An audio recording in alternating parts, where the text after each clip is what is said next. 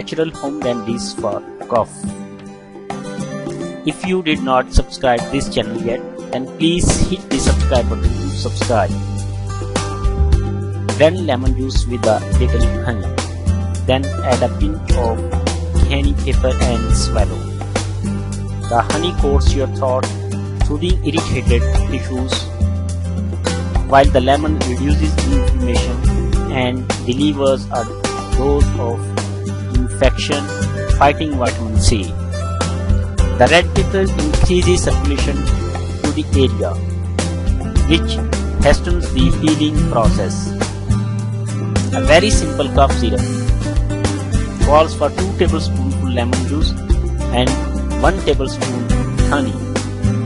Heat until warm and take as many teaspoons as you need. Add a bit of grated onion for a stronger kick. Onions contain irritating compounds that trigger the cough reflex and bring up phlegm.